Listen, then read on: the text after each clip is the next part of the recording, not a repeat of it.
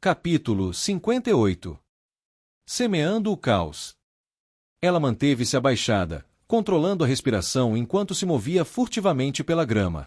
Ela se movia de cobertura em cobertura, de tronco de árvore para pedra, com Faenir em seu encalço.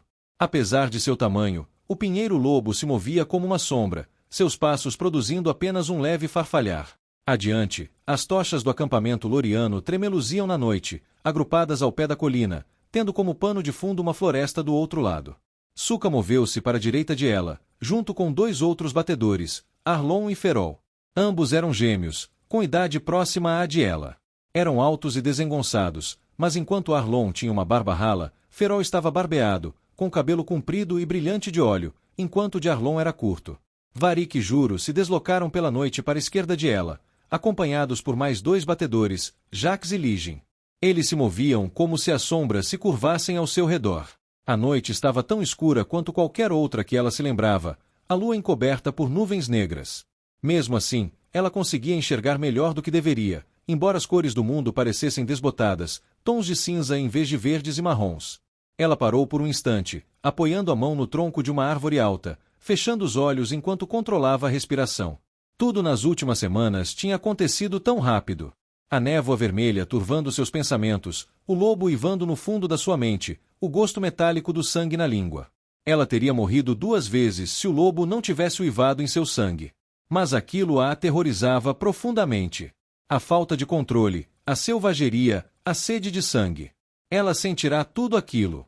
O lobo a puxava mesmo naquele momento, tentando escapar, ansiando por controle. Não. Eu não vou. Devagar e sempre, sussurrou Suca. Ela conseguia ouvir sua respiração, inspirando profundamente e expirando lentamente pelas narinas. Ela acompanhou a respiração, assentindo com a cabeça. Às vezes, isso nos afeta a todos. Suca colocou a mão nas costas de ela. A morte é uma coisa horrível. Ela olhou para a mulher. Queria dizer que não era o que estavam prestes a fazer que lhe causava tanta ansiedade. Mas como dizer a alguém que tinha pavor de perder a cabeça? Como dizer que temia se, por um instante que fosse, perdesse o controle e se transformasse em um monstro? Em vez disso, contentou-se com suave obrigada. Muito bem, sussurrou Juro enquanto ele, Varric e os outros se aproximavam, olhando para o acampamento loriano lá embaixo. Tanner, Yana e os outros devem se posicionar perto das carroças de suprimentos.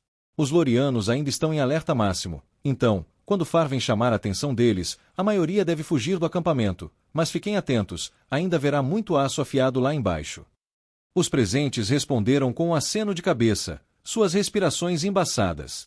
Todos haviam testemunhado a batalha alguns dias antes. Observaram-na do alto de uma colina a leste de onde as 3 irmãs se encontraram. O que viram abalou a todos, Farven, principalmente. Os elfos haviam deixado Linalion e estavam em guerra. Não só isso, mas também tinham dragões. 1 ano atrás, ela nunca tinha visto a guarda do dragão. Tudo o que ouvirá eram histórias, contos para manter o sul sob controle. Mas agora, não só vira dragões com seus próprios olhos, como os vira morrer, os vira se despedaçarem uns aos outros. A visão lhe incutiu um medo que fez suas mãos tremerem. Após a batalha, ela e os outros permaneceram paralelos ao exército imperial, acompanhando seus movimentos à distância enquanto os elfos os atacavam implacavelmente.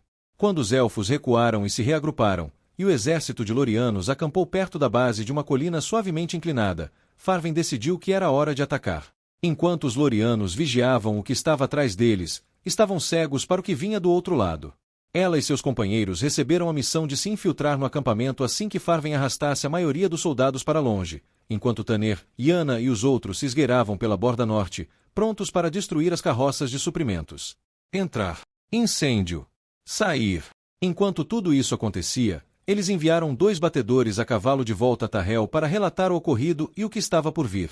Precisamos nos aproximar, sussurrou Varric, olhando por cima do tronco de uma árvore caída em direção ao acampamento.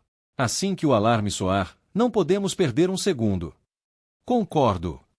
Juro gesticulou na direção de um dos gêmeos. Arlon, tochas.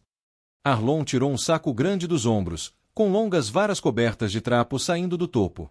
Antes da batalha, Juro havia conseguido um pequeno barril de gordura derretida de um comerciante ambulante a caminho de Ol, que fora usada para embeber os trapos para as tochas. Ela pegou sua tocha de Juro, a madeira áspera contra seus dedos. Lentamente e com firmeza, eles foram descendo a colina, aproximando-se cada vez mais do chão à medida que as árvores rareavam e a única cobertura era a grama alta, os arbustos e a escuridão da noite. Pararam na extremidade do alcance da luz das tochas do acampamento, agachando-se atrás de uma elevação no terreno. Juro espiou por cima do topo da colina. Parece que estavam com tanta pressa que não espaçaram as tendas, e o vento está soprando do nordeste. Noite perfeita para uma fogueira. Ele se recostou, apoiando-se nos calcanhares. Avançamos ao meu sinal. Nem um segundo antes, nem um segundo depois. Ela, Suka e Jax comigo. Ligin e os gêmeos com Varric. Nós sabemos o plano, juro. Varric falou em um sussurro baixo, sua voz calma e serena. Juro olhou de relance para ela. Esperem até Farven causar pânico, disse ela. Avancem para suas posições. Mantenham-se juntos, abaixados. Não sejam ambiciosos, deixem o fogo fazer seu trabalho. Entrem e saiam. E não hesite, acrescentou Varric. Se você hesitar, você morre. E não se esqueça de largar a tocha, acrescentou Arlon, coçando a longa barba. Soltar a tocha. Ferrol lançou um olhar curioso ao irmão. Bem, se você não largar a tocha, o Império vai te ver fugindo. Arlon deu de ombros. Concordo, irmão. Você tem a inteligência, eu tenho a beleza. Ela desviou o olhar de Ferrol para Arlon e vice-versa, estreitando os olhos. O quê? Perguntou Ferrol. Vocês são gêmeas, disse ela. Vocês são exatamente iguais. Passou-se um breve instante, e tanto Arlon quanto Ferrol olharam para ela como se ela tivesse acabado de dizer a coisa mais absurda que já tinham ouvido. Trombetas soaram, gritos e urros irromperam do acampamento, ecoando na noite, levados pelo vento. Por mais divertido que isso, Juro gesticulou na direção de ela, Arlon e Ferrol. Acho que essa pode ser a nossa deixa. Os gritos ficaram mais altos e se espalharam por todo o país, até que finalmente ela ouviu as palavras, Elfos, para o leste. Ela arriscou um olhar por cima do cume da colina. Soldados corriam de um lado para o outro carregando tochas, as cotas de malha tilintando, os pés rangendo na terra. Um relincho alto ecoou no ar, e um grupo de cavalos passou galopando pela periferia do acampamento, negros como corvos, maiores do que qualquer cavalo que ela já tivesse visto. Seus cavaleiros vestiam armaduras pretas que combinavam com as dos cavalos, e espadas curvas pendiam em seus quadris. Espinhos negros, sussurrou Varric.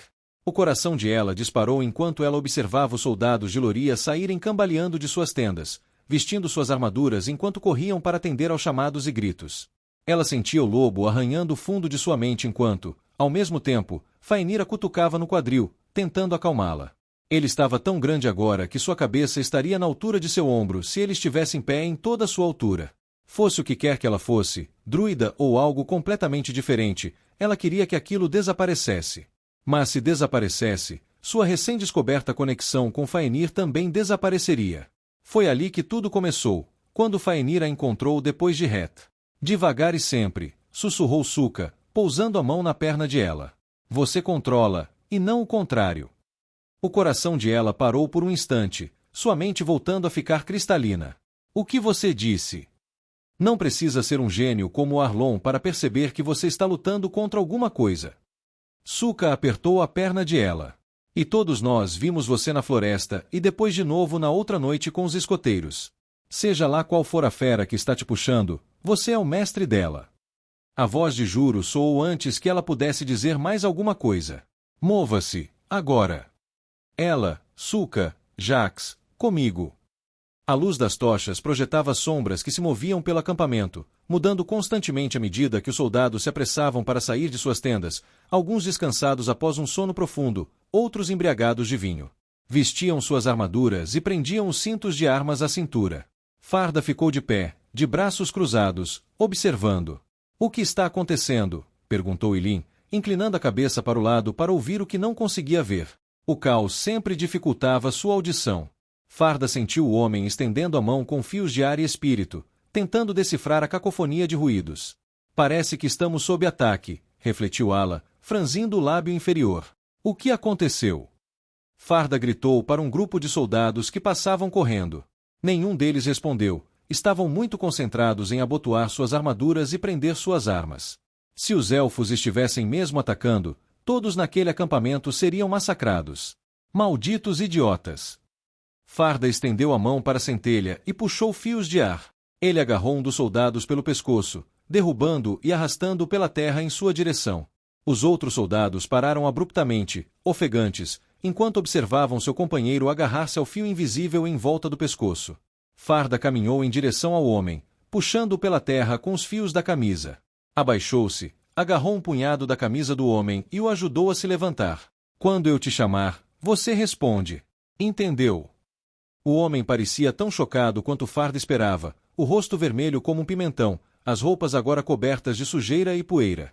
Ele respirava com dificuldade, os olhos arregalados. Sim. Uma compreensão surgiu no rosto do homem. Justiçar Kirana. Farda afrouxou um pouco o aperto, mas ainda manteve a mão na camisa do soldado. O que aconteceu? Por que o alarme soou? O soldado balançou a cabeça, engolindo em seco, o suor brilhando em sua testa. Os elfos, Justiçar. E quanto aos malditos elfos? Eles foram avistados. Os batedores foram atacados. Ao sudeste. Farda assentiu com a cabeça, pressionando a língua contra o céu da boca. Soltou o homem, empurrando-o para trás. Vá, não faça seu comandante esperar. O homem cambaleou para trás, com os olhos fixos em Farda. Depois de um instante, virou-se e juntou-se aos seus companheiros, olhando por cima do ombro enquanto continuavam a caminhada. Que novidades! Ala ergueu uma sobrancelha, afastando os cabelos brancos do rosto. Farda tirou a moeda do bolso, passando o polegar pelas bordas. Os elfos atacaram alguns batedores e estão a caminho daqui. Eles deixaram batedores vivos para relatar isso. Aparentemente, sim. Farda jogou sua moeda para o ar. Tem algo errado. A cabeça de Lin estava inclinada para o lado, suas orelhas afiladas atentas. Um rugido rasgou a noite, e Farda olhou para cima para ver a forma gigantesca de Hélio pairando no céu. As escamas do dragão eram tão negras que a única maneira de Farda acompanhar seus movimentos era observando para onde as estrelas e as nuvens desapareciam. Sem Caraques e Liina. Eles ainda estão de luto, então. A moeda tilintou na mão de Farda. Ele olhou para baixo. Você tem razão. Tem algo errado. Ela atravessou o acampamento o mais rápido que pôde sem fazer barulho. Mantinha-se abaixada, uma mão segurando a haste da tocha apagada e a outra apoiada na espada curta que pendia de seu quadril esquerdo. Juro e Suka iam à frente, Jax atrás. Agora que a maioria dos soldados havia partido, ela estava intensamente atenta ao som da terra sendo rachada a cada passo, ao farfalhar das lonas das tendas ao vento e ao som da própria respiração. Até mesmo seu coração batia forte como um tambor. Ela conseguia sentir a ansiedade de Fainir mesmo de onde ele estava, perto da extremidade oeste do acampamento. O pinheiro-lobo detestava ficar separado, detestava deixar ela sob a proteção de qualquer um que não fosse ele. Mas um pinheiro-lobo do tamanho de um cavalo pequeno não era exatamente propício para se esgueirar por aí. Ela teria tentado acalmá-lo com sua própria quietude, mas ela mesma não estava calma. Estava assustada, ansiosa e um pouco excitada. Eles estavam dentro de um acampamento loriano, e ela não tinha ilusões de que os lorianos a matariam ali mesmo se a encontrassem. Os toldos cor-creme das tendas de Loria tremulavam ao vento, estandartes e bandeiras projetando sombras à luz das tochas, nuvens escuras cobrindo a lua no céu. O coração de ela batia mais forte. Para trás, sibilou Suka, pressionando ela contra a lona da tenda. Adiante, Juro estava agachado atrás de uma carroça. Um grupo de 6 soldados lorianos surgiu ao longo de uma trilha de terra batida entre duas tendas, a cerca de 3 metros de distância, caminhando em direção à extremidade leste do acampamento. Movam-se, sussurrou Juro enquanto os soldados corriam para longe. Eles avançaram pelo acampamento até chegarem a um local onde muitas das tendas estavam amontoadas, com os caminhos entre elas mal dando para alguém andar de lado. Aqui. Juro parou ao lado de uma pilha de caixas. Ele se agachou e passou a mão pelo cinto de armas, pousando nos punhos de cada faca que adornava seu couro antes de chegar à espada. Assentiu para si mesmo e então olhou para ela, Suka e Jax. Precisamos nos espalhar um pouco, dificultar o combate aos incêndios. Acendam suas tochas em uma das deles. Fiquem abaixados. Não brinquem, esperem o fogo pegar, aí se movam. Acendam 2 ou 3 tochas, não mais. Elas estão próximas umas das outras e o vento está forte, as chamas se alimentarão sozinhas. Quando terminarem, voltem para cá e saiam pelo mesmo caminho que entramos. E se houver um problema? Algum problema? Se algo der errado, corram para salvar suas vidas. Juro olhou para cada um deles, seus olhos finalmente pousando em ela. Eles estão no meio do nada. Elkenrim fica a 3 dias de cavalgada. Os elfos estão entre eles e Seeple. Eles estão sofrendo. Se conseguirmos atacá-los com força aqui, fará toda a diferença. Essas são as oportunidades que esperamos. Os poucos contra os muitos. Agora. Juro ergueu sua tocha. Tentem não estragar tudo.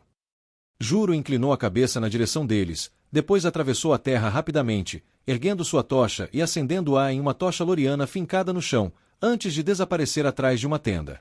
Jax o seguiu. Não vá longe, disse Suka, segurando o braço de ela. Ela assentiu por cima do ombro direito. Eu vou por ali. Você se move algumas tendas para frente e depois volta direto para cá. Assim que Suka desapareceu entre as copas das árvores, ela ficou sozinha. As palavras de Farven ecoaram novamente em seus ouvidos. Um pássaro não aprende a voar ficando sob a asa da mãe. Ela respirou fundo e se acalmou, seguindo em direção à trilha de terra por onde os soldados haviam saído. Por onde começar? Como saberia um bom lugar para acender uma fogueira? Qualquer lugar. Que acendesse logo essa maldita fogueira e saísse dali. Ela inspirou profundamente, soltando o ar bruscamente. Apertou os dedos em torno do cabo da tocha e atravessou a trilha de terra correndo até onde uma tocha estava fincada no chão, com a chama brilhando intensamente. Sua própria tocha pegou fogo depois de apenas alguns instantes em contato com as chamas. Parou e olhou por cima do ombro, procurando incessantemente por qualquer sinal de que um soldado de Loria a tivesse visto. Eles se foram, por enquanto. A maioria, pelo menos. Só preciso terminar logo e sair daqui. De repente, a garganta de ela ficou seca como algodão. Havia algo diferente nisso. Matar alguém que estava tentando tirar sua vida era uma coisa. Ainda era escuro e horrível, e a fazia se sentir como lixo. Mas isso. Ela não era ingênua. Sabia que pessoas morreriam ali. Homens e mulheres ainda dormindo, alguns em estado de embriaguez, outros ficando para trás para vigiar. As chamas os consumiriam. Morte era morte, mas isso parecia diferente. Mas então, enquanto estava ali parada, o rosto de Het surgiu em suas memórias, sangue escorrendo de sua boca, a ponta da lança saindo de seu estômago, o nome dela em seus lábios. Seus próprios gritos. Não ouse me deixar. Het Fornan, não me deixe sozinha. Algo mudou dentro dela. O lobo uivou em seu sangue, pressentindo sua fraqueza, atacando, lábios curvados para trás, presas à mostra. Ela também podia sentir Faenir, por pouco, suas emoções embotadas no fundo de sua mente. Ele rosnou, as lembranças de Het puxando para longe. As bordas de sua visão tingiram de vermelho. Suas mãos se contraíram ao redor da tocha, e ela sentiu os músculos das costas se tensionarem. Eu estou no controle. Ela estava no controle, mas o único problema era que ela queria o lobo, precisava da sua força, então deixou que ele a transferisse para ela. Sua mente estava decidida. Aquelas pessoas a teriam incendiado e ido embora enquanto ela gritava. Tiraram dela seu Het, tiraram seu amor. Meu Ayar Elvin. Meu único coração. Ela não permitiria que tirassem mais nada dela. Ela se agachou e encostou a tocha na cobertura, observando o tecido pegar fogo, perdendo-se nas chamas por um instante. Enquanto as chamas tremeluziam e se espalhavam ao vento, ela se virou para a tenda atrás de si e fez o mesmo. Os dias tinham sido secos, então a cobertura pegou fogo em segundos. Ela avançou entre as tendas, encostando a tocha na base delas até que as chamas pudessem se alimentar sozinhas. Juro havia dito para queimar apenas 2 ou 3 e deixar as chamas se alastrarem, mas algo a dominara, uma raiva, um medo, uma fúria. Só de pensar nisso, seu maxilar se contraiu, um rosnado se formando em sua garganta. Uma voz áspera a trouxe de volta à realidade. Você, pare! Ela congelou. Virou-se, com a tocha firmemente na mão, e viu um homem avançando em sua direção, vestindo apenas roupas leves e uma túnica larga, com uma espada em punho. Ela tentou alcançar sua espada, mas Farven surgiu de repente entre 2 tendas e atingiu a Loriana com o ombro. Ele caiu no chão, tentando se levantar, mas Farven saltou sobre ele, erguendo a lâmina e cravando-a em seu peito. Ele tossiu e engasgou, com sangue escorrendo da boca. Farven girou a lâmina num movimento brusco. O homem se contorceu e depois ficou mole. Ela se levantou, pisando no peito do homem e arrancando a lâmina num só movimento. O que diabos você está fazendo? Ela olhou para a tocha em suas mãos e depois para as tendas ao redor. A noite estava em chamas. Ela nem havia contado, simplesmente se consumiu. Eu queria ter certeza. Farven, ela. Juro emergiu da escuridão de uma trilha entre duas tendas, sua voz um sussurro abafado. O que vocês estão fazendo? Precisamos sair daqui. Farven olhou para ela, retribuindo o olhar. Vamos lá. Ela olhou para sua tocha uma última vez e a jogou nas chamas que subiam de uma tenda próxima. Gritos ecoaram quando as pessoas acordaram envoltas em fogo e lonas em chamas. Um olhar por cima do ombro mostrou a ela apenas chamas e faíscas. Juro tinha razão. O tempo estava tão seco, as tendas tão próximas umas das outras e o vento tão forte, que as chamas se espalharam como se estivessem queimando um campo de trigo em pleno verão. Uma parte de ela rugia de triunfo, seu coração palpitando. Mas essa parte empalidecia em comparação com a culpa ao ouvir os gritos e urros que ecoavam pela noite. Ela havia provocado aqueles gritos. Ela havia queimado aquelas pessoas vivas. Independentemente das justificativas, esse era um fato frio e duro. E era algo com que ela teria que aprender a conviver, porque sabia que jamais a abandonaria. Um estrondo ressoou, e uma dor aguda a atingiu em uma onda da cabeça aos pés. Então, ela foi arremessada pelo ar. Ela se tensionou, fechando os olhos, com o vento chicoteando ao seu redor. Ela se chocou contra algo com um estalo. Um tecido se fechou ao seu redor, e o ar foi arrancado de seus pulmões quando ela atingiu o chão. Ela ofegou, puxando o ar com dificuldade, a cabeça girando, os ouvidos zumbindo. Uma dor lancinante subiu por suas costas e atravessou seu ombro esquerdo. Em sua mente, ela podia sentir passos martelando o chão. Faenir! Ela tentou se levantar, mas caiu, sua mão agarrando algo. Ela ia vomitar, podia sentir isso em seu estômago. O vômito subiu, mas ela o engoliu, rangendo os dentes. Ela grunhiu, abrindo os olhos e vendo uma névoa vertiginosa. O toque da lona seca sob suas mãos fez ela perceber que havia sido jogada em uma tenda. O estalo devia ter sido de uma vara, isso explicaria a dor nas costas. Ela balançou a cabeça, e a névoa que embaçava sua visão se dissipou. Ela podia sentir o gosto de sangue. O seu próprio. A pulsação que surgia lentamente em sua boca lhe disse que havia mordido a língua. As chamas ardiam, varrendo o ar com os ventos instáveis, consumindo tudo o que tocavam. Ela grunhiu, apoiando-se na quina do que devia ser um caixote dentro da tenda. Mas quando finalmente conseguiu se levantar e sua visão clareou, seu coração disparou e um arrepio percorreu sua pele. Juro estava suspenso no ar, empalado na haste de uma tenda quebrada, com os braços e pernas pendurados e o sangue formando uma poça na terra abaixo dele. Ela cambaleou para frente, perdendo o equilíbrio. O som de espadas se chocando chamou sua atenção para a direita. Farven moveu-se num lampejo de aço, trocando golpes com talvez as únicas duas pessoas, além de Coren, que ela já vira se moverem como uma elfa. Uma tinha cabelos brancos como a neve, uma espada em punho. A outra era de pele escura, cabeça raspada e uma lâmina curva, uma elfa. O que outra elfa está fazendo aqui? Os três dançavam um em torno do outro, cada predador à espreita de sua presa, o aço sondando em busca de fraquezas e cortando. Ela levou a mão ao quadril, sentindo um alívio imenso ao tocar o pomo de sua espada curta. Ela desembainhou a arma e avançou. Farven não a teria abandonado. Ela não abandonaria Farven. Enquanto ela avançava, dois lorianos saíram cambaleando de uma tenda que já estava meio em chamas. Um deles vestia uma túnica e calças de couro, enquanto o outro estava sem camisa, apenas com um traje de linho amarrado por cordas. Ambos pareciam ter acabado de despertar bruscamente de uma bebedeira. Ambos empunhavam aço afiado em seus punhos. Olharam para Farven e os dois estranhos, depois para ela. Um clarão cinza irrompeu da escuridão e atingiu o soldado sem camisa, jogando-o para dentro da tenda. O companheiro do homem se virou para a tenda, e gritos arrepiantes ecoaram de dentro dela. Um segundo depois, Faenir saltou das profundezas da tenda, atingindo o peito do soldado restante, rasgando e dilacerando. O lobo-pinheiro fechou suas mandíbulas em torno da garganta do homem e arrancou um pedaço de carne com um jato de sangue. Ela continuou seu ataque, o olhar fixo no elfo de pele escura. Ela se lançou para frente, brandindo a espada em direção à cabeça dele. O elfo lançou-lhe um olhar rápido, depois moveu a mão como se estivesse espantando uma mosca.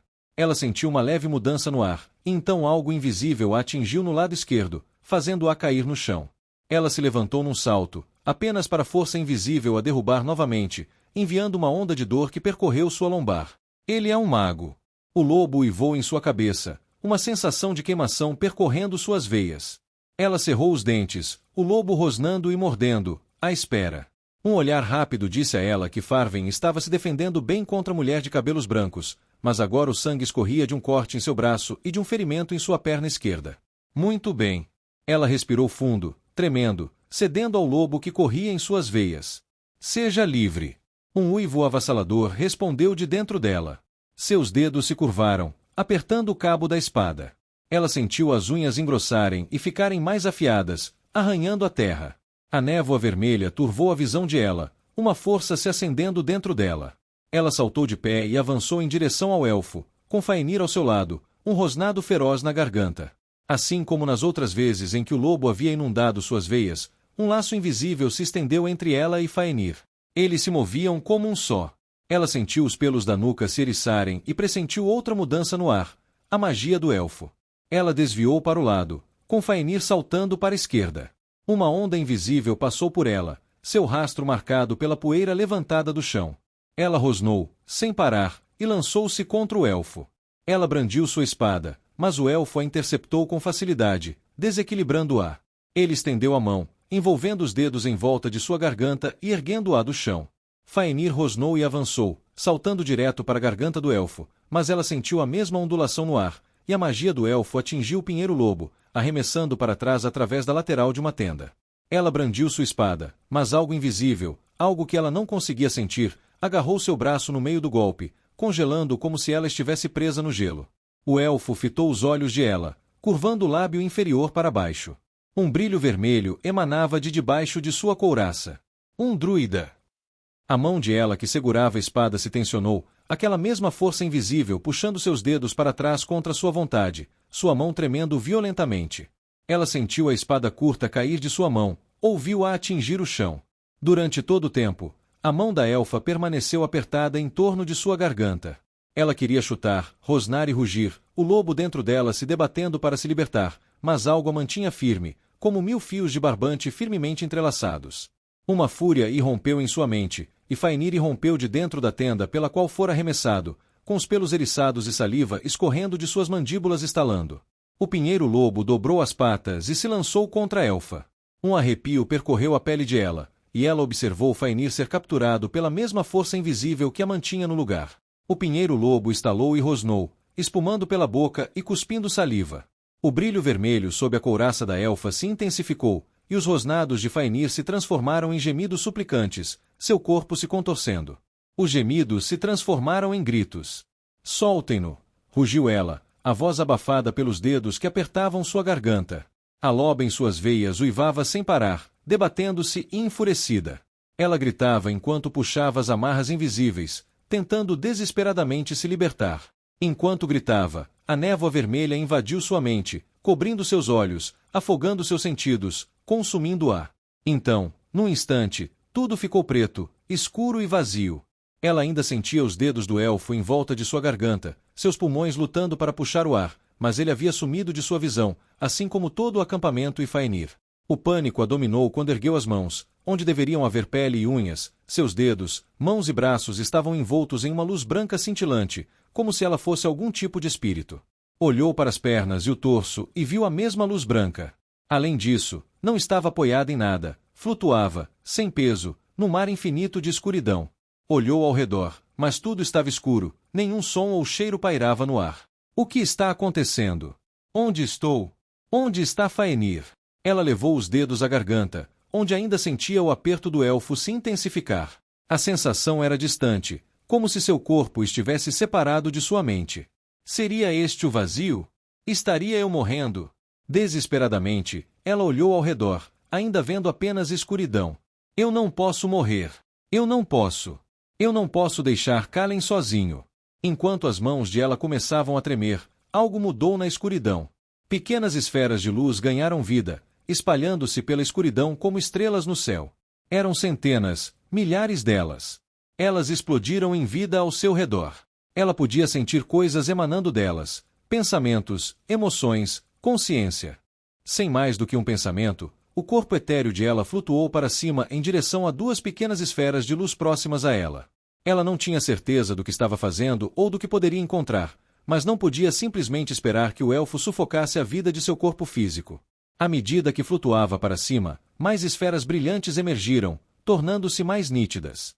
Ela estendeu a mão quando as duas pequenas esferas para as quais ela vinha empurrando passaram por ela. Conforme se aproximavam, tomaram forma, dois pequenos pássaros, asas batendo, corpos forjados em uma luz etérea.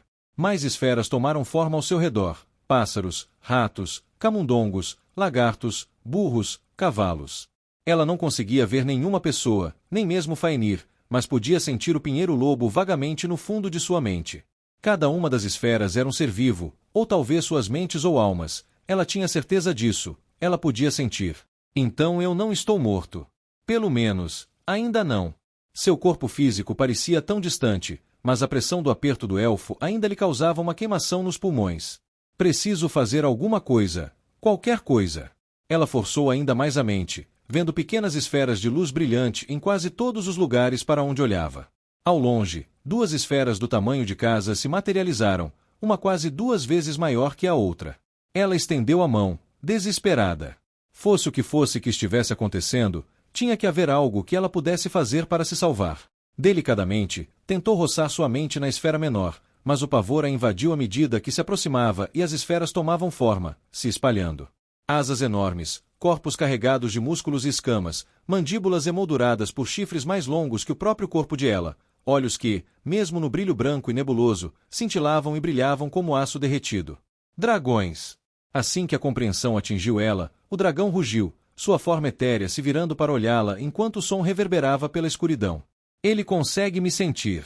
Ela afastou seus pensamentos, lutando contra o pânico que a consumia, um medo como nunca antes sentido dilacerando seu coração.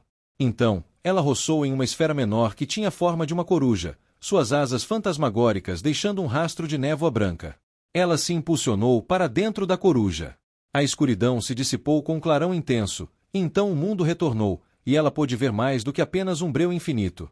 Mas ela não estava olhando com seus próprios olhos. Ela estava no ar, mergulhando em direção ao acampamento, com fogueiras crepitando na noite. Tudo estava mais nítido e claro, mas o mundo era sem cor, era só preto, cinza e branco.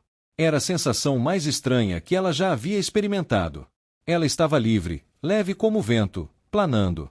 Mas também estava perto da morte, aqueles dedos apertando sua garganta, seus pés balançando.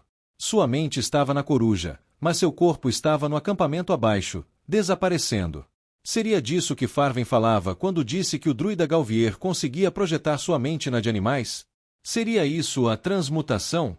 Independentemente de ser ou não, ela precisava fazer algo, precisava se salvar. Sem pensar, ela mergulhou em direção ao acampamento, guiada pelos instintos naturais da coruja. Ela podia sentir a pulsação do seu próprio corpo, sentir seu coração diminuindo. Ela concentrou-se nisso. Tudo estava claro como o dia, a luz das chamas quase cegante, mas os olhos da coruja eram muito mais poderosos que os dela. Em instantes, ela viu o que procurava, viu a si mesma. Farven e o guerreiro de cabelos brancos ainda trocavam golpes atrás da elfa de pele escura, o aço reluzindo à luz do fogo. Ao ver seu próprio corpo suspenso no ar, a vida sendo sufocada pelo elfo, ela foi tomada por um medo perturbador. Quanto tempo sua mente estivera naquele lugar estranho? O que aconteceria se ela morresse enquanto sua mente estivesse na daquela criatura? Para onde iria? Ela não tinha tempo para pensar nisso. Ela soltou um grito agudo e mergulhou em direção ao elfo que a segurava. Ela se chocou contra o rosto do elfo, suas garras cortando a pele como argila macia, o sangue jorrando. Uma onda de alívio a invadiu quando o ar encheu os pulmões de seu verdadeiro corpo, uma dor surda ao atingir o chão. Mas esse alívio logo foi interrompido quando a mesma força invisível que mantinha Faenir no lugar pressionou o corpo da coruja, envolvendo, esmagando, ela grasnou e gritou, batendo as asas, tentando desesperadamente escapar enquanto a pressão esmagava suas costelas frágeis, seus ossinhos se quebrando. A ficha caiu. Eu vou morrer. Ela não sabia como se desvencilhar da criatura, não tinha como escapar. Estava indefesa. O medo puro e absoluto transformou sua alma em gelo enquanto a magia do elfo a prendia com mais força. Foto. Ela abriu os olhos, gritando, berrando, empurrando-se para trás na terra. Lágrimas escorriam livremente por suas bochechas, seu peito convulsionando. Sua garganta parecia ter sido esmagada por uma pedra. Ela abraçou o peito, tremendo, o som de ossos quebrando enchendo seus ouvidos. Ela havia morrido. Sentiu o mundo se fechar ao seu redor, sentiu a dor dos ossos quebrando, viu a luz se apagar quando a coruja foi esmagada. Ela soluçou e se contorceu, até que uma forma escura se ergueu sobre ela. Algo atingiu o rosto de ela, jogando sua cabeça para trás contra o chão duro. Um ruído fino e agudo ecoou em seus ouvidos, seu estômago revirou, a dor quase a cegou. Eileen. Uma forma escura tomou conta de ela. Sua visão ficou turva. Porque ela está viva. Ela é uma druida. Aquela voz era da elfa. Ela a reconheceu. Farven. Eu a deixei ir. A segunda figura se moveu, os cabelos brancos surgindo em foco enquanto a visão de ela clareou. Um segundo golpe atingiu ela no rosto, e então tudo ficou escuro.